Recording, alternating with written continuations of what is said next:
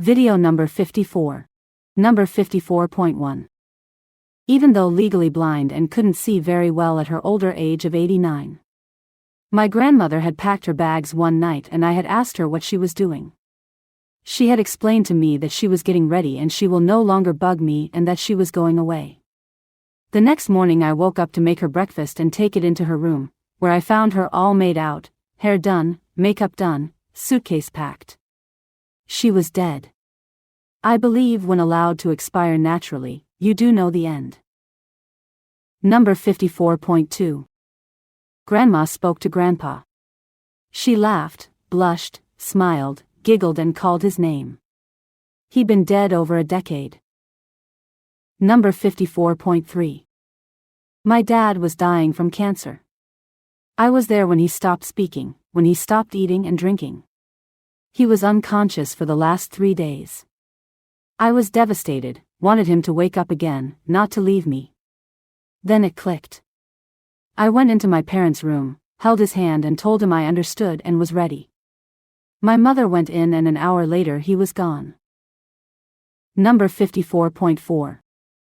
My father-in-law would have full-on conversations and be laughing with passed-on friends, that we could not see, while in hospice. Totally wild. Love and miss you, Pops.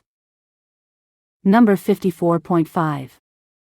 I was sitting on the hospital bed with my dad when he died in 2014. He pulled back away from me and developed an intense stare at the far wall, then he left. I was so taken by this look in his eyes that I don't recall what he did with his hands.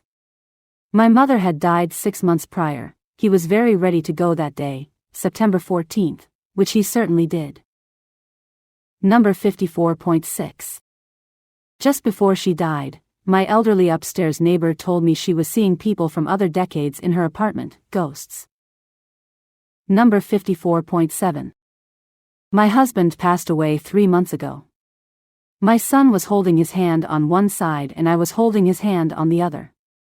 After a while all of a sudden both his arms shot up toward the ceiling with us still holding his hands. I kept saying, "What going on?" Then his arms fell back down and in about 30 seconds it happened again. He was out and within a few minutes he was gone. I know someone was reaching for him as it was his time to go. Gave us all comfort. Was beautiful. Number 54.8. My mom wanted to be home for Christmas. The day before my brother's birthday I found my mom with the death stare towards the ceiling and reaching out. She passed later that day.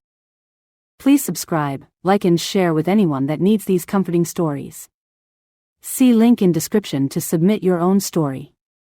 Search for my related book on Amazon using the title of 4,000 Deathbed Vision Stories.